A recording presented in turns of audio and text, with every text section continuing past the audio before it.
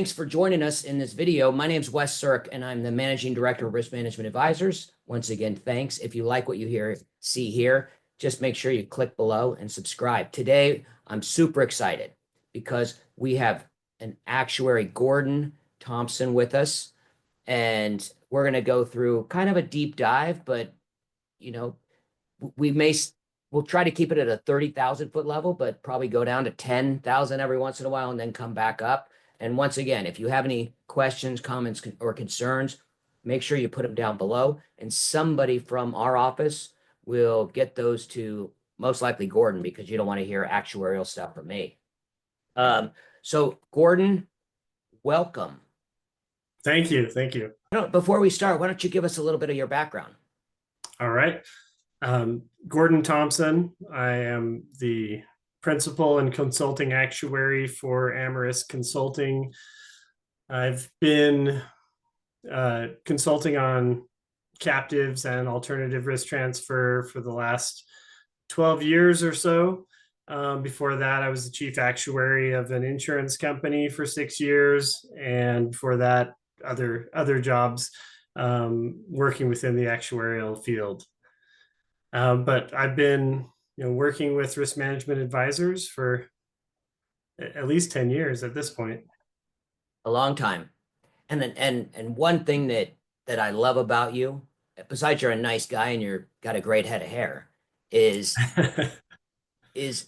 you've actually been in front of the IRS in tax court. And when we call you up and I'm like, hey, what do you think about this? You're like, well, in this case, the IRS said this, and you're just a really good conservative sounding board when anyone here wants to pass ideas through. But you're not one of those people that say, no, now what's your question? You're like, well, let's think about this in its whole so we can figure out, is there a way to make this workable? So yes. So just to be clear, I was an expert witness in that tax court case. So we're going to go over a lot of stuff today, but what I want to start with is how premiums are set in a captive insurance company. Okay. So to understand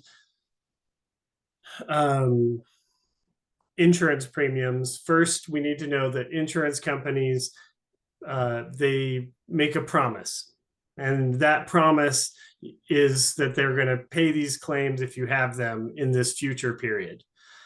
And figuring out what's going to happen in a future period and how to keep that promise is the crux of insurance pricing. So first, you need to understand that there are exposures when you're operating your business, and those exposures could lead to losses, and those losses are what you would hope that your insurance policy would cover so you could be reimbursed. So depending on the type of risk, you have different exposures. So for example, if you want to cover property risk in California, you're going to have fire exposure. Yeah. So when you're looking at the exposures of a business, is there one place to go to figure out all the exposures, or do you use market data? Do you just understand, because you've been doing this so long, what are all the potential claims? How do you figure out what all the exposures are? Well, it's actually really difficult. And so what insurance companies have been doing for decades is they find some kind of proxy for the exposure. So for example, a proxy could be how much revenue they write. On the property side, it could be what's the value of the property, what's the location of the property. On workers' compensation, it might be what's the payroll for the company. So we use these exposure bases as a proxy for the real exposure. The real exposure might be, is there a fire burning outside your house? But we have to use some kind of measurable, auditable, recurring exposure to see if you're at more risk this year than you were last year. So I think everybody kind of understands exposure, because that's the things that the insurance companies ask them to report every year, right? They're going to say, how did your revenue change? How did your vehicle fleet change from last year to this year, so that we can see how your insurance premium should change. If the traditional market uses certain, values for the proxy of the exposure, if you're now looking at a captive insurance company, how often does the insurance company get those proxies wrong versus your ability to price the risk? So the difference between an insurance company and a captive insurance company is the number of exposures. So the exposure in a captive is just that one business and their operations, if it's a single parent captive. And the insurance company might write a policy to 50 or 100 or 1,000 or 100,000 businesses in this category, and then they have a broad base of exposures, whereas the exposure in one captive is just that one business. And so the unknowns are very different.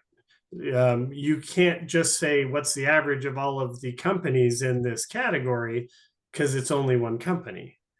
Well, what you can look is across that company, the various exposures that they have, and try to estimate how much risk there is for each of those exposures for this one company. So it's really a very different exercise. It's more similar to individual risk rating that the big companies get when they're getting their insurance priced, but it's been made accessible by us doing an analysis for this one individual, maybe not Fortune 500 company. Yeah, and that's what we usually have to explain to captive owners or prospective captive owners, is when it's your own insurance company, it's an N of one. They're not, they're like, well, if my property is X in the traditional market, why is it more in my captive? And to your point, you're like, well, you're with State Farm, they're spreading out that commercial property risk over hundreds of thousands of properties over many states versus just your own property in your own individual state. And Right. so when you're if you're setting premiums, you mentioned before their own loss exposure. Um, how important is their loss exposure, and then how important are market rates and what other companies are charging? So what we need to understand about market rates within a captive is that the captive insurance company has some say in how their policy is written, and so the coverage is more customized.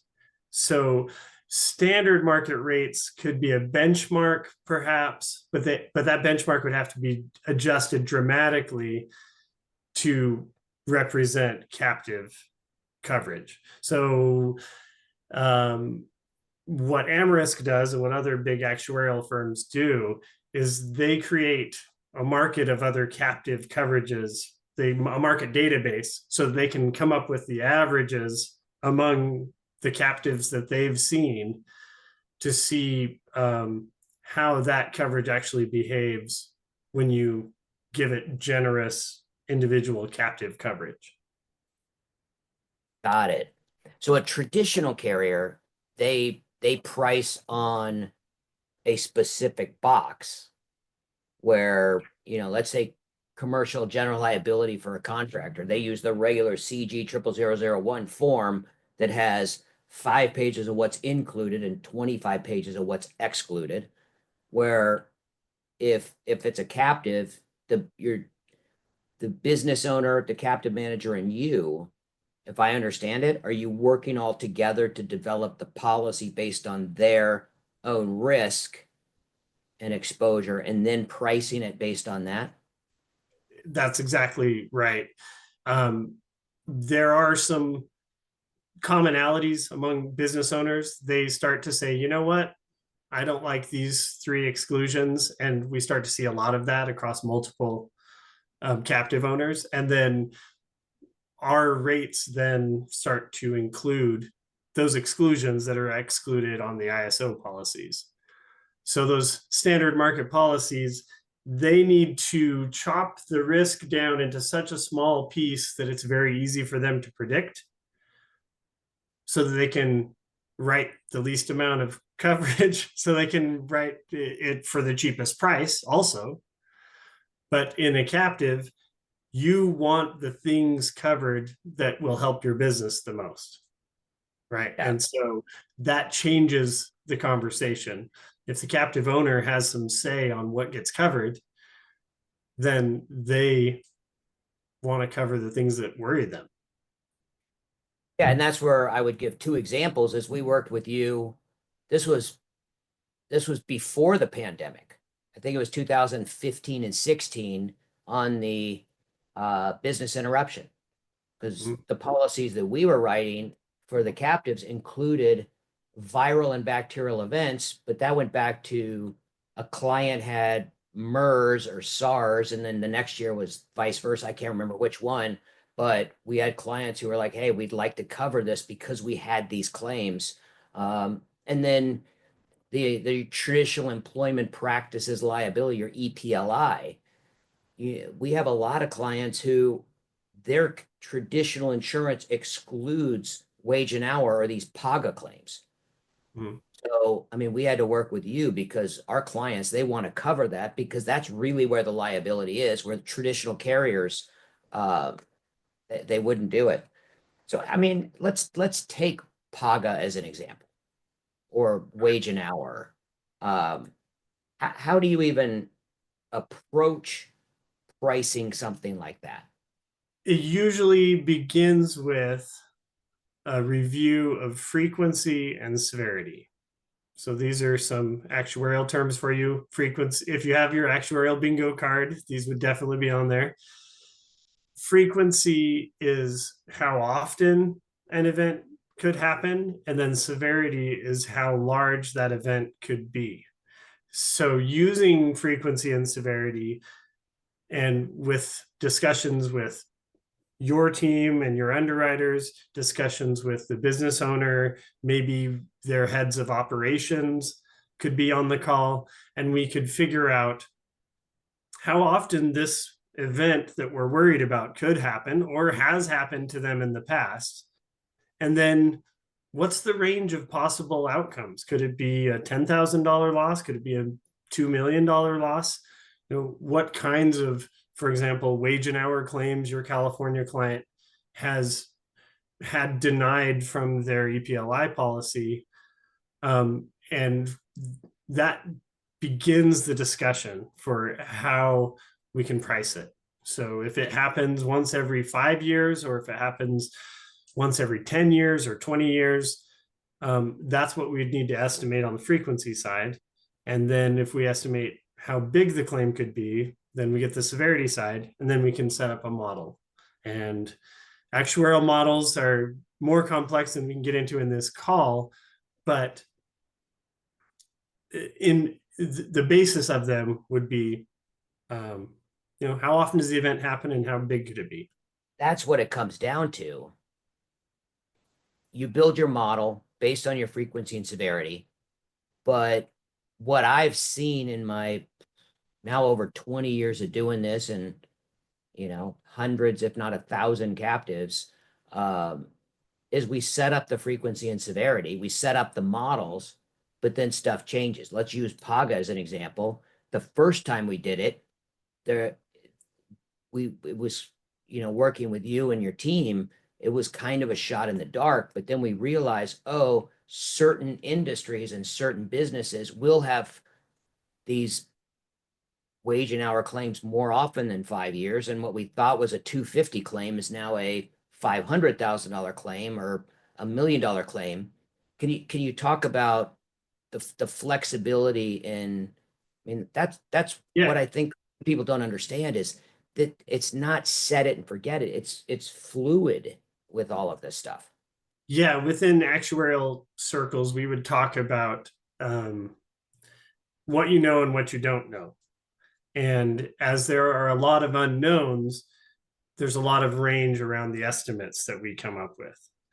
And then as we gather more data points, so for example, you said, we thought the price should be this, and then we have a $250,000 claim, but our average that we estimated was 100,000. Now we have a new estimate of severity. We need to go back to the drawing board, set up a better price. And this is really what insurance companies are going through right now with trying to figure out cyber risk.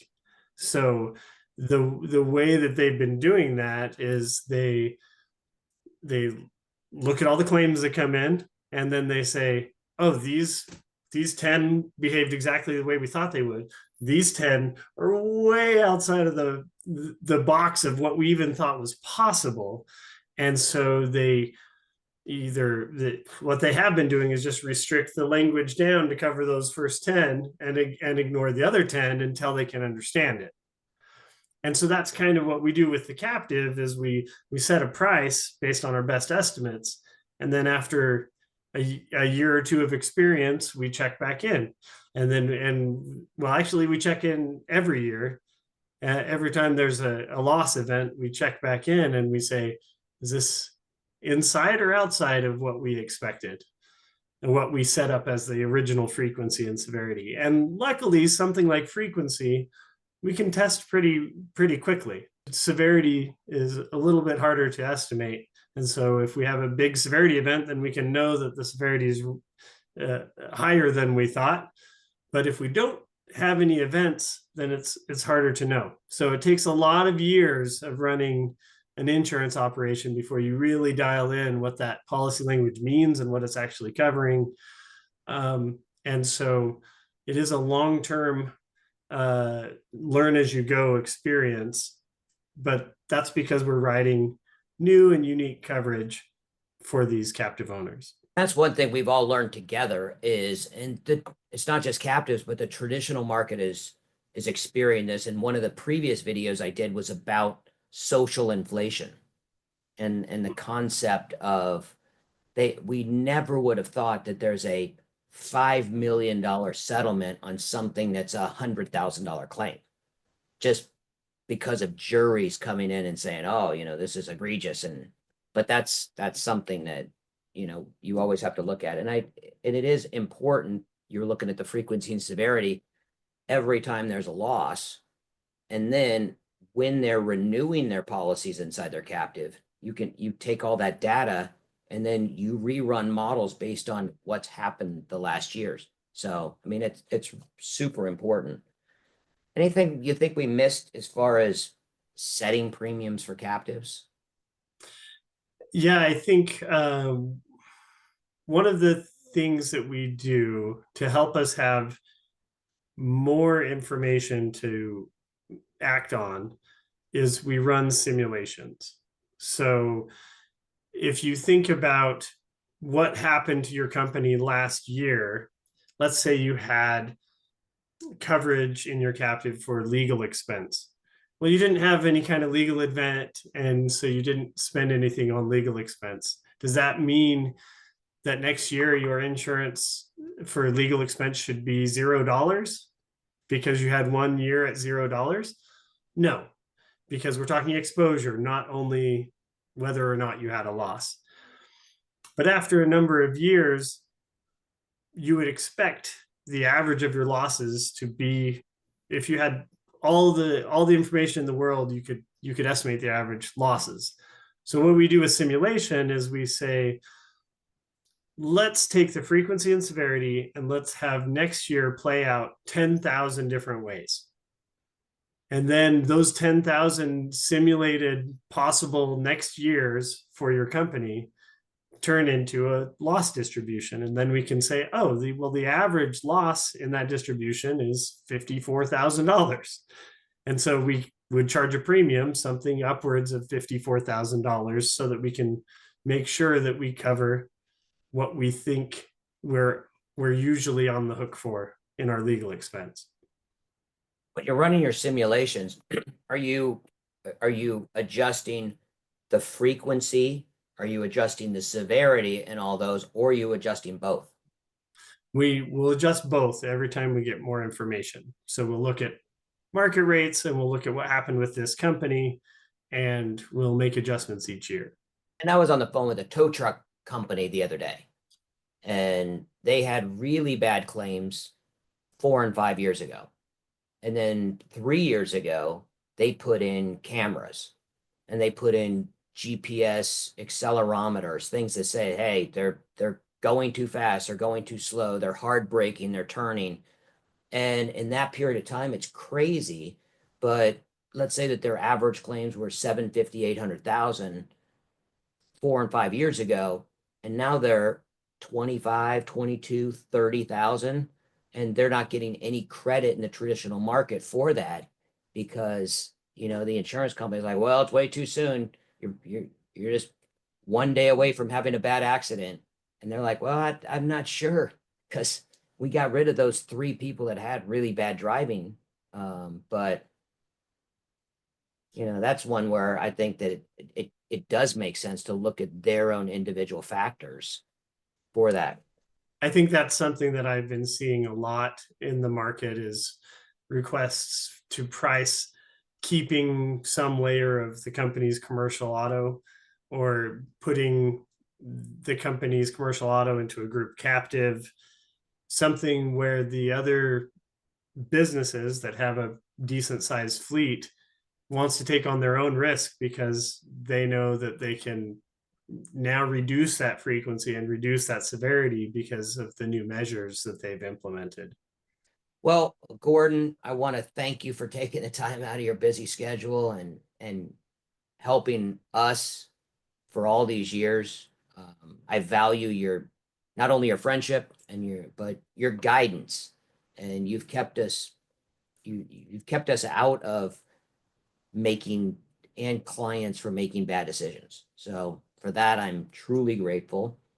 And uh, any last words? Anyway, how would the people get a hold of you that are watching this that may want help with their captive? They can always find me at ameriskconsulting.com, AME, and then the word risk.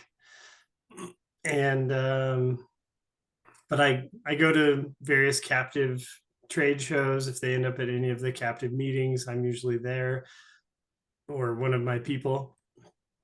But they should be able to just reach out to you, reach out to me, and on LinkedIn or wherever this video gets posted, and be happy to help out.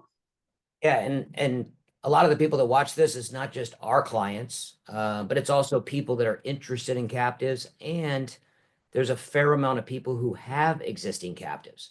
And one thing that I would say that Gordon and his team are very good at is if you have an existing captive, if you're with us, Gordon's looking at it, but if you're with another captive manager and you're like, you know what, I'd like a second opinion. Is this stuff priced correctly? Are the policies we're writing correct? That the IRS isn't going to hit us should this get audited. I'd say Gordon and his team are great. So definitely his information will be down below in our videos and also in his videos, I assume. But yeah, if you're interested in captives, have questions about how you would price stuff, reach out to them. But then also, if you have an existing captive, it during, especially with this environment, it makes sense to get an independent third party. And because he's been an expert witness in IRS cases, he has that keen discernment on how the IRS could potentially look at stuff. So definitely, if you have a captive, call them up, get your stuff analyzed. So Gordon, thanks for taking the time today. And I'd like to do this again. We'll come up with some more topics. Thanks, Wes. It was an absolute pleasure.